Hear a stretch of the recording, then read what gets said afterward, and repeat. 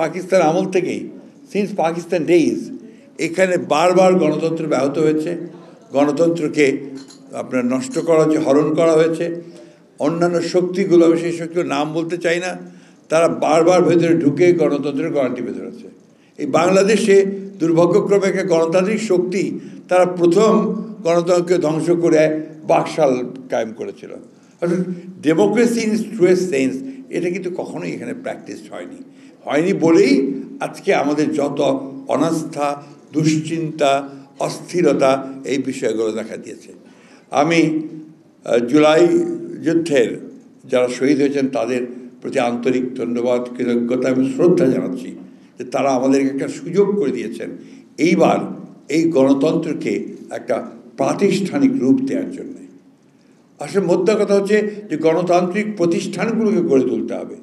গণতান্ত্রিক প্রতিষ্ঠান না থাকার জন্যই কিন্তু আজকে এই দুর্দশায় আমাদের পড়তে হচ্ছে।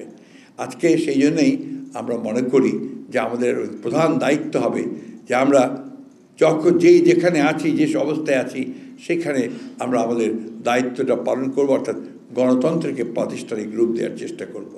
আমি মাহমুদ ভাইকে আন্তরিক ধন্যবাদ এবং কৃতজ্ঞতা জানাতে এই জন্যে যে তিনি আজকের বক্তব্য যারা দিয়েছেন তাদের মধ্যে প্রথমে তিনি একটা কথা বলেছেন যে এখন এই যত দ্রুত আমরা নির্বাচনের মধ্য দিয়ে একটা নির্বাচিত সরকার প্রতিষ্ঠা করতে পারবো ততই আমাদের মঙ্গল হবে এবং তার মধ্য দিয়ে আমরা সেই যাত্রাটা শুরু করতে পারবো।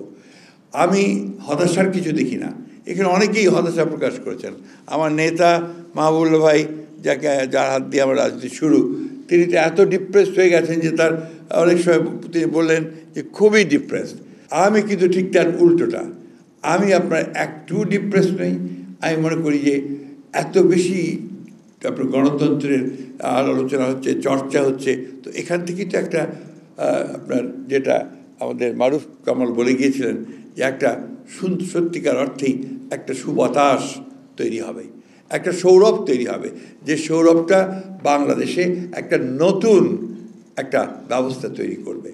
আমরা বিএনপির পক্ষ থেকে 2016 সালে বাংলাদেশের রাষ্ট্র ব্যবস্থা যে আপনার জনগণের যে আশা আকাঙ্ক্ষা পূরণ করতে পারছে না সেটা উপলব্ধি করে আমাদের নেত্রী দেশনেত্রী বেগম খালেদা জিয়া সেটা কিন্তু ভিশন 2030 দিয়েছিলেন।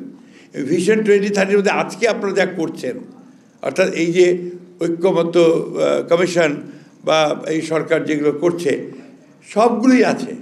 আমরা দ্বিকক্ষ বিশিষ্ট পার্লামেন্টের কথা বলেছিলাম, আমরা আপনার প্রধানমন্ত্রীর ক্ষমতাকে সীমিত করার কথা বলেছিলাম, তার কয়টা অংশ থাকবে সেগুলো বলেছিলাম, এগুলো সবই বলা আছে, জুডিশিয়ারি ইন্ডিপেন্ডেন্স সব বলা আছে।